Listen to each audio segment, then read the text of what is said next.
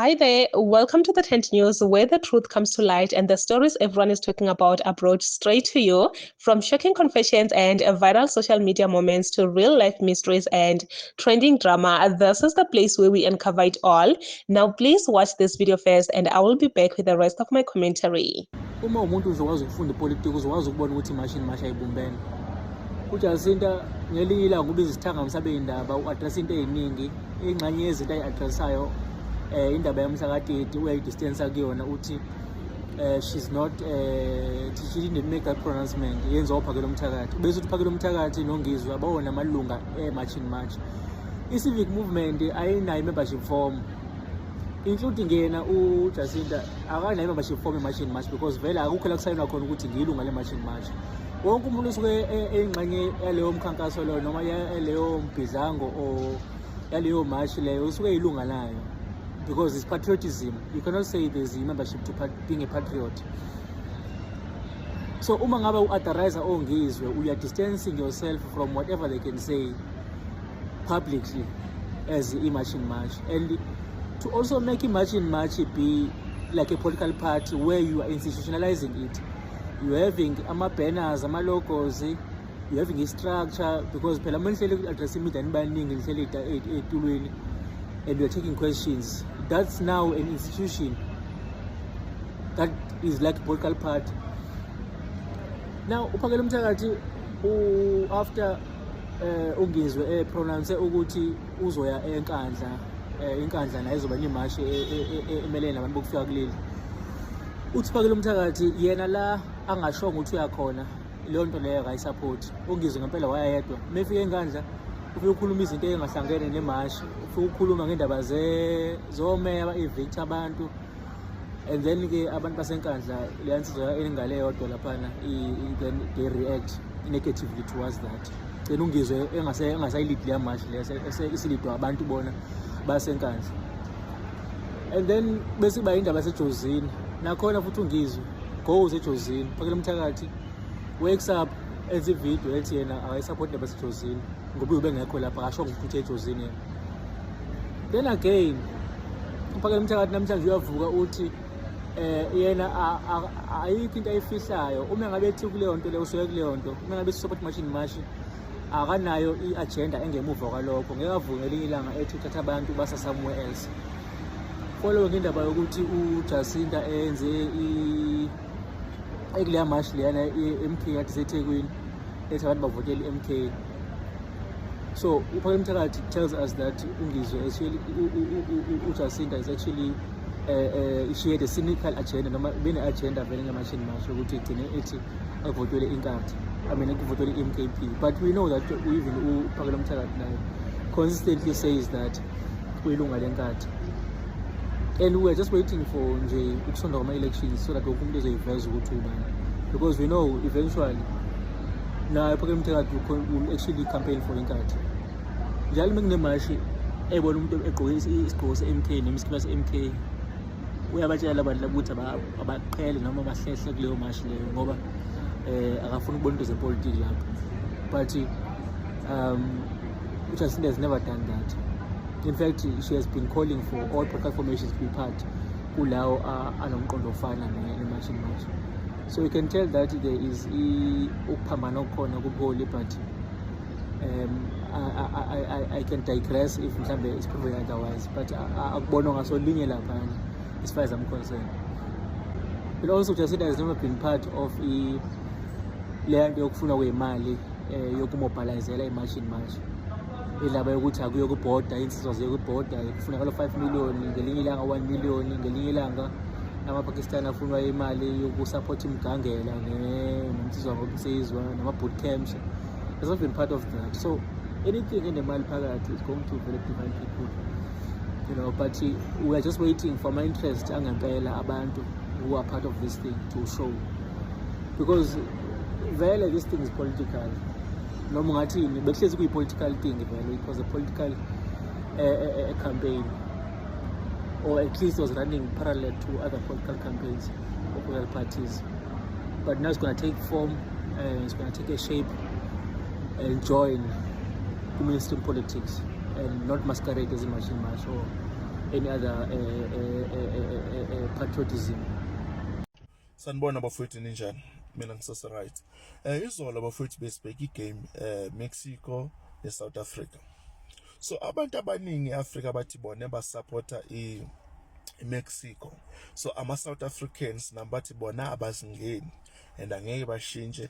Wonke umuntu se-South Africa, abanye bathi legally illegal kumele bahambe baphume baphele eSouth Africa. So bayithatha ngathi ama-jokes lento, bayithatha ngathi amahlaya. Bafowethu ngiyayibona i-hate eniyenzayo for abantu abamnyama eSouth Africa. Yonke iAfrica now iyaqala ukudevelopha lento le ukuthi eSouth Africa umuntu omnyama akafuneki. Ngisho nengane ezincane siyazi ukuthi iSouth Africa is not a good place for them. Because uma babheka inews, babheka ama-TikTok, babheka ama-Facebook, udlame nje. Abantu bayashaywa ngapha, abanye bayaboshwa ngapha, kubabhizi. So uzoza abantu bathi hey, why e-UK bangabatsheli bona ukuthi ba-xenophobic? Why America Donald Trump yenza kanjani? No. Listen here, let me tell you something. This is Africa. It's not Europe. Thina singabantu abamnyama. We are not white people.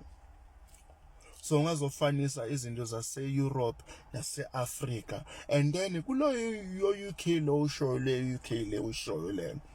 Baxosha umuntu omnyama, bafuna umuntu omnyama adila ngebala. Abadili ngabelungu. Leyo ngiyala le.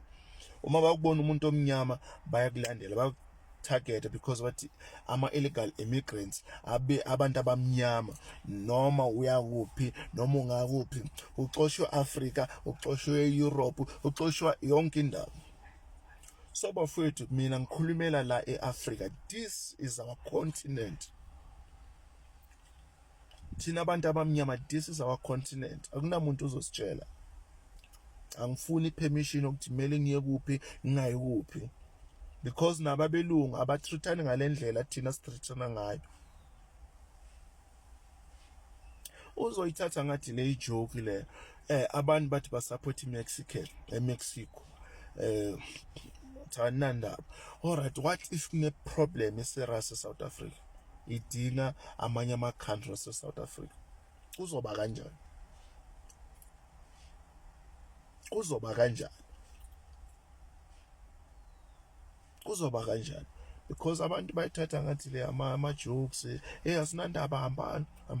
E-UK why bangathi bona ba-xenophobic? E-UK abelungu, America abelungu, and baxosha thina abantu abamnyama. So ngeke sizohlukunyezwa futhi nase-Africa ekhaya. No. So le hate eniyibhildayo bafethu mayichubeke niyenze kanjani, but ama-consequences ayeza. Adlula la webhola la yokudlala ibhola. Kune-something bafethu, kune-something.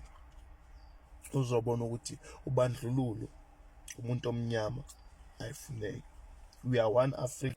Ever since uJacinta Nophaila Mthakathe said it on public that they belong to a certain party, it has actually they've actually I don't know how to put this, like a lot of things have been happening.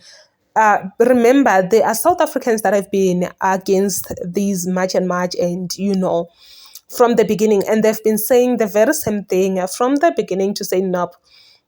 This is not just a fight against foreign nationals.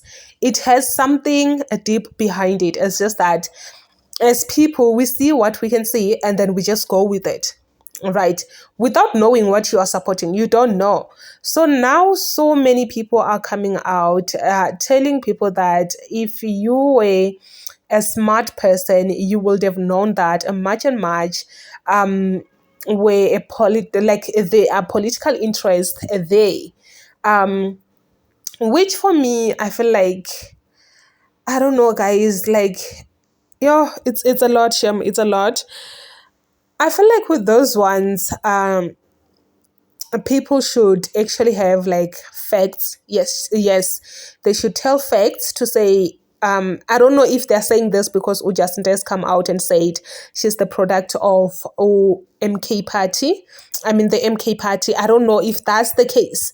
Why are people coming out now saying that we have told you guys that these March and March have got a political interest? That's why they're out there marching. That's why they're saying foreigners must go, because they know that South Africans hate foreigners, hate black foreigners. So they will use those black foreigners to say, please, mabahambe, like they must leave South Africa. And they know that from doing that, they will gain a lot of audience, which is just something else, man. But my question is, why would someone do that? Like, why would they do that if they are not really fighting for the country, as they say? Truly speaking, this March and March has caused a lot of chaos. I know that Abu Jacinta, Phakela Mthakathi noNgizwe, they are not responsible of that, because obviously they were not there when these chaos were happening. It's just that those criminals, those people that are hungry, they saw an opportunity to say, okay, since Jacinta has started this program of March and March, which is against foreigners, illegal immigrants, they will then take it to their own hands to do their own things.